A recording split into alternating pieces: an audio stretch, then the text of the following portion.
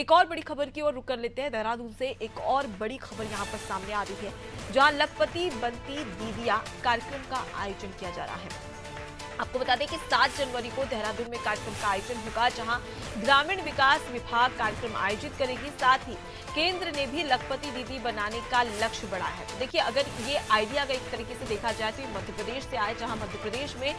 पूर्व मुख्यमंत्री शिवराज सिंह चौहान ने कहा था, जिस प्रकार से लाडली बहना योजना लेकर आए थे, उसके बाद में उनके द्वारा ये भी कहा गया था कि अब लखपति दीदी भी लेकर आएगी। और कहीं ना कहीं इस तरफ केंद्र सरकार भी मुहर लगाती हुई नजर आ रही है और इसका असर अब उत्तराखंड में भी देखने को मिलेगा, क्योंकि 7 जनवरी को देहरादून में कार्यक्रम भी आयोजित किया जा रहा है। सोनू हमारे साथ में जुड़े हुए जो जानकारी देगी कि आखिर किस प्रकार का ये कार्यक्रम है और क्या कुछ तैयारियां यहां पर की जा रही है। सोनू, जिस प्रकार से देखा जाए तो लखपति बनती दीदिया ये कार्यक्रम कितना महत्वपूर्ण है, क्योंकि आने वाले समय में लोकसभा चुनाव भी है, और उत्तराखंड के लिहाज से क्या प्रतिक्रिया सामने आ रही है?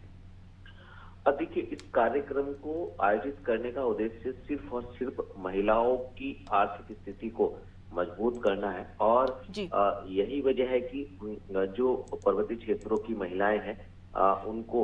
इनकी आर्थिक स्थिति को ध्यान में रखते हुए, आपको मालूम ही है कि हाल ही में जब ग्लोबल इन्वेस्टर समिट का उत्तराखंड की राजधानी में आयोजन हुआ, 2 दिवसीय समिट का आयोजन हुआ, तो पहले दिन की जब इस समिट की शुरुआत करने के लिए प्रधानमंत्री नरेंद्र मोदी यहाँ पहुंचे थे, तो उन्होंने भी इस बात को कहा था कि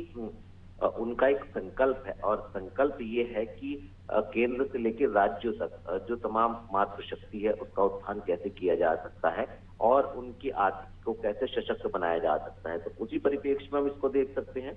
जो ग्रामीण विकास विभाग है, उसने अब इसके लिए कार्यक्रम आयोजित करने की रणनीति बना ली है। अब इसके लिए जो प्रक्रिया तैयार की गई है, जो रोड मैप तैयार किया गया है, उसको धरातल पर उतारा जाएगा। निश्चित तौर पर जो संबंधित विभाग के अधिकारी हैं, वो ये सुनिश्चित कर रहे हैं कि जो तमाम महिलाएं हैं, इन महिलाओं को कैसे इनकी आर्थिकी मजबूत की जा सकती है, कैसे इनको स्वरोजगार से जोड़ा जा सकता है। और सरकार, अगर हम उत्तराखंड सरकार की बात करें, तो लगातार मातृशक्ति के सशक्तिकरण के लिए न सिर्फ तमाम योजनाएं चला रही है, बल्कि स्वरोजगार से जोड़ने पर भी फोकस कर रही है। और जो स्वयं सहायता समूह में महिलाएं कामकाज कर रही हैं, उनको और कैसे स्वावलंबी बनाया जा सकता है, इस पर फोकस कर रही है। तो एक तरफ केंद्र सरकार ने इसके लक्ष्य को बढ़ाया है, जो अभी तक निर्धारित था उसमें बढ़ोतरी की है, और दूसरी तरफ राज्य सरकार के जो विभागीय अधिकारी हैं, मंत्री हैं, वो लगातार इस कवायद में जुटते हुए नजर आ रहे हैं कि आने वाले समय में जब जनवरी माह में कार्यक्रम आयोजित किया जाएगा, तो निश्चित तौर पर ज्यादा से ज्यादा महिलाओं को जो लक्ष्य है उससे ज्यादा कोशिश की जाएगी कि महिलाओं को लखपति दीदी बनाया जाए। तो ऐसे में इस योजना के बाद देखना होगा, क्योंकि आने वाले समय में चुनाव भी है,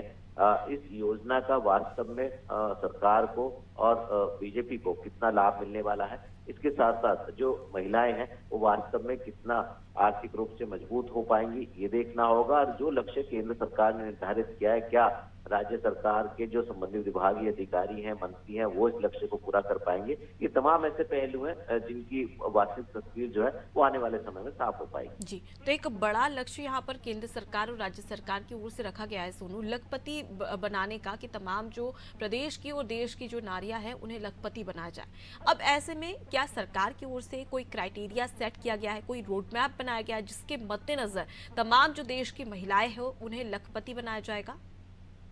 देखिए, रणनीति बनाई जा रही है कि कैसे जो है वो महिलाओं की आर्थिकी मजबूत की जा सकती है, कौन सी महिलाएं जो है इस योजना का लाभ उठा सकती हैं, किन किन क्षेत्रों में सरकार जो है ज्यादा फोकस करने वाली है। और क्योंकि चुनाव भी है और सरकार की योजना है, तो ऐसे में जब संयुक्त रूप से केंद्र और राज्य दोनों ही सरकारें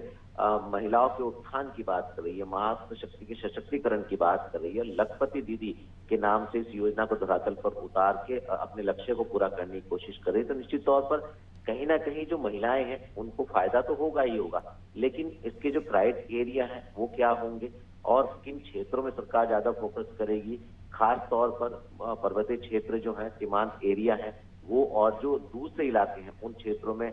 किस अनुपात में, किस औसत में इन महिलाओं का चयन किया जाएगा, और उसके बाद इन महिलाओं का चयन करने के बाद जो इनकी सूची तैयार की जाएगी, कितनी महिलाओं को लखपति दीदी का जो सपना सरकार दिखा रही है वो पूरा हो पाएगा। ये तमाम ऐसे पहलू जिस योजना से जुड़े हुए हैं। अब देखना होगा जो इसकी वास्तविक तस्वीर है वो आखिर विभागीय अधिकारी कब तक पूरी तरह से साफ कर पाएंगे। जी, तो देखने वाली बात होगी कि कार्यक्रम को लेकर क्या कुछ आयोजन किया जाता है, क्या नियम बनाए जाते हैं, कौन कौन सी देश और प्रदेश की महिलाएं हैं जिन्हें इस योजना का लाभ पहुंचने वाला है। मैं लौटूंगी आपके पास सोनू, आगे भी आपसे खबर पर अपडेट लेंगे। तो देखिए, लखपति बनती दीदिया, ये कार्यक्रम का आयोजन 7 जनवरी से शुरू हो जाएगा और इसके मद्देनजर केंद्र और राज्य सरकार ने एक नियम बना के रखा है कि जो आने वाले समय में तमाम जो देश की नारी है उन्हें लखपति बनाया जाएगा इस योजना के